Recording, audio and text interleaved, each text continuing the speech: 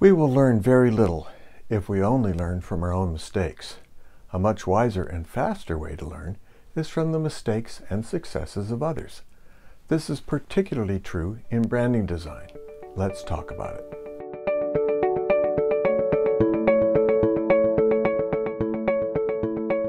You can't beat success.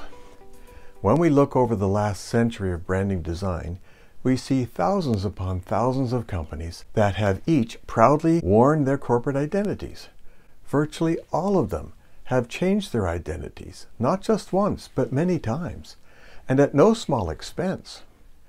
And yet, some companies have not had that misfortune. Their identities have stood the test of time for some 30, 50, or even 100 years.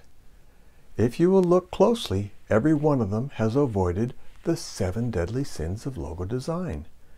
Not committing any of these sins does not guarantee a superb design, but committing any one of the sins does guarantee that such an identity will not work and will likely need to be replaced sooner or later. And as we have already stressed, such changes are attended by significant expenses that could otherwise have been avoided. Whole identity aspect.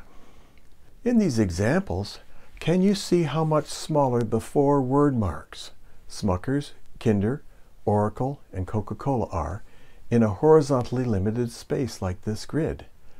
This is because of their overall aspect, which is relative to their width versus height.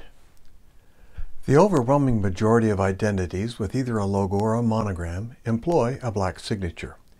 If a color signature is going to be used, or a word mark is to be designed, it needs to be a minimum of 60% value on a white background, but no more than 80% unless it is black. The range of colors for logos or monograms is greater than for word marks or signatures.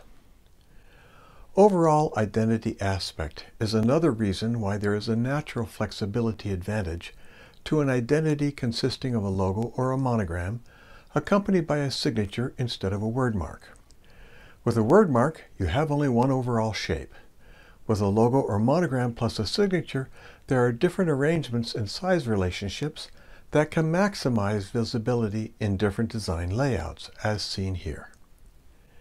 Generally speaking, a word mark's aspect will be harder to deal with when there are more letters in the functional corporate name. A name with 4 to 8 letters is very comfortable to design with. Names with 10, 12, or more letters become increasingly difficult to manage. As was mentioned in an earlier lesson, one good way to compensate for long names is to use more condensed fonts. The rebranding of Caterpillar.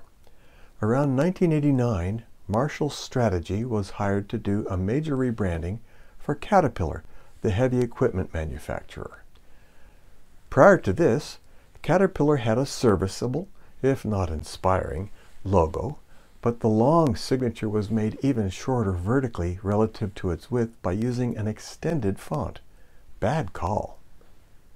In the new identity, Helvetica Condensed Bold was used to excellent effect, not only giving the signature more height relative to its width, but more mass as well. The incorporation of the yellow wedge does not interfere with the legibility and reminds the viewers of the corporate color used to paint all their equipment. The shorter version of the identity, to just Cat, remains perfectly balanced with the wedge. Going with the shorter name recognizes the way most customers refer to them, similar to how Federal Express changed its functional name to FedEx. Caterpillar's successful brand change is one of the rare times when trading a logo and a signature for a word mark was a smart move. However, trading a logo and a signature for just a plain signature usually results in an overall weaker identity. There are many such lessons we can learn from the past design experience of others if we'll just bother to look and think. The principles of good branding design are not secret, nor are they particularly hard to learn. We just have to look for the underlying principles. For more information, go to logodesigntheory.com.